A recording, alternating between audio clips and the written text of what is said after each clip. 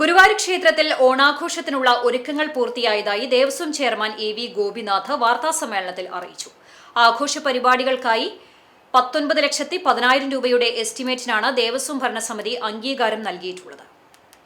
10,000 പേർക്ക് തിരുവോണ സദ്യ നൽകും. 25-ന് ക്ഷേത്രത്തിൽ ഉത്രാടക്കാഴ്ച ശീവേലി സമർപ്പണം നടക്കും.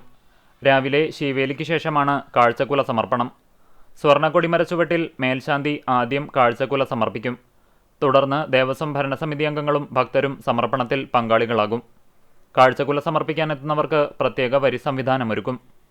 തിരുവോണ ദിവസമായ 26-ന് പതിവ് ക്ഷേത്ര ചടങ്ങുകൾക്ക് പുറമെ വിശേഷാൽ കാഴ്ചശീവേലിയും മേളവും ഉണ്ടാകും. പുലർച്ചെ 4:30-ക്കാണ് ഗുരുവായൂരപ്പന് ഓണപ്പുടവ സമർപ്പണം. ക്ഷേത്രമൂരാളൻ മല്ലിശ്ശേരി പരമേശ്വരൻ നമ്പൂതിരിപ്പാട് ആദ്യം ഓണപ്പുടവ സമർപ്പിക്കും. തുടർന്ന് ചെയർമാനും ഭരണസമിതി അംഗങ്ങളും സമർപ്പിക്കും. ഉഷപൂജ വരെ ഭഗവാന് ഓണപ്പുടവ സമർപ്പിക്കാം. രാവിലെ 9-ന് തിരുവോണ സദ്യ തുടങ്ങും. സദ്യയുടെ വരി ഉച്ചയ്ക്ക് 2-ന് അവസാനിപ്പിക്കും. തുടർന്ന് ബുഫേ നൽകും. കാളൻ, ഓലൻ, എരിശ്ശേരി, അവിയൽ, പഴംപ്രഥമൻ, മോര്, കായവറവ്, പപ്പടം, അച്ചാർ എന്നിങ്ങനെയാണ് വിഭവങ്ങൾ. അന്നലക്ഷ്മി ഹാളിലും ഇതിനോട് ചേർന്നുള്ള താൽക്കാലിക പന്തലിലുമാണ് പ്രസാദഊട്ട് നൽകുന്നത്.